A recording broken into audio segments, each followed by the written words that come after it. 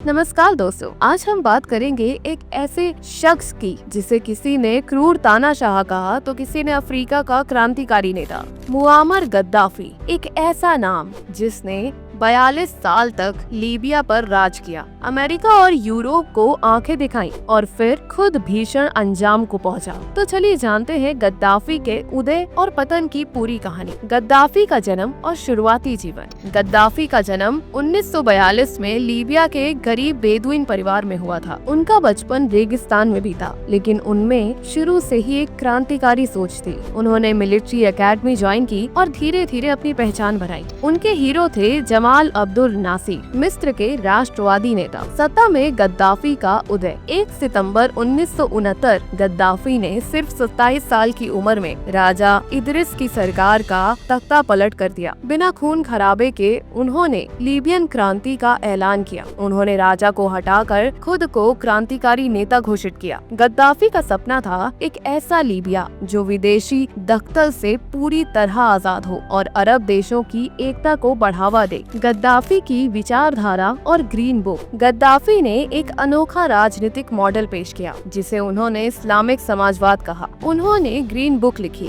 जिसमें उन्होंने ना तो पूंजीवाद को स्वीकारा ना ही कम्युनिज्म को। उनकी सोच थी कोई संसद नहीं होगा, लोग डायरेक्ट लोकतंत्र के जरिए शासन चलाएंगे, सभी संसाधनों पर जनता का हक होगा। हालांकि असल में सारा नियंत्रण गद्दाफी के हाथ में था। गद्दाफी की विदेश नीति और टकराव। गद्दाफी ने अमेरिका और पश्चिमी देशों को खुली चुनौती दी थी। उन्होंने कई आतंकवादी संगठनों को समर्थन दिया जिसमें आयरिश रिपब्लिकन आर्मी (IRA), फिलिस्तीन के गुट और अफ्रीकी विद्रोही ग्रुप शामिल थे। 1986 में अमेरिका ने गद्दाफी के ऊपर एयर स्ट्राइक करवाई जिसमें उनकी बेटी की मौत हो गई। इसके बावजूद गद्दाफी झुके नहीं। उन्होंने पैन अफ्रीकन यूनिटी की बात की, अफ्रीका की एक करेंसी और एक सेना का सपना देखा। लीबिया में गद्दाफी का शासन, विकास और तानाशाही। गद्दाफी के दौर में लीबिया ने बड़ी तरक्की भी देखी। मुफ्त शिक्षा और हेल्थ केयर, पानी की सबसे बड़ी pipeline project the great man made river, महिलाओं को बराबरी के अधिकार। लेकिन इसी के साथ विद्रोहियों को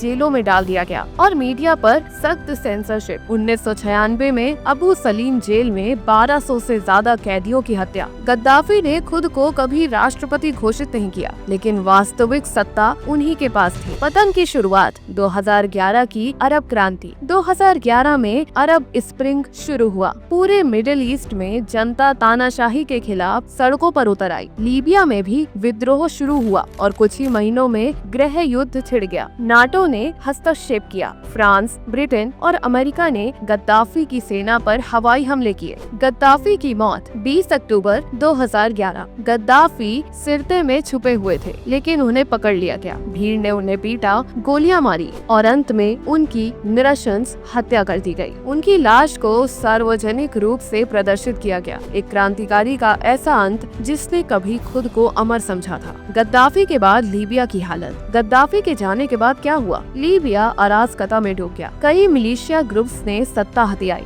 देश आज तक एक स्थिर सरकार नहीं बना पाया। लोग अब पूछते हैं, क्या गद्दाफी की तानाशाही अराजक लोकतंत्र से बेहतर थी? गद्दाफी एक ऐसा शख्स था जिसे कोई तानाशाह कहता है तो कोई स्वाभिमानी राष्ट्रवाद। आपका क्या मानना है? गद्दाफी सही था या गलत? कमेंट में अपनी राय जरूर लिखिए। अगर आपको वीडियो पसंद आया हो तो लाइक करें, शेयर करें और सब्सक्राइब करना ना भूलें। मिलते हैं अगली वीडियो में। जय हिंद।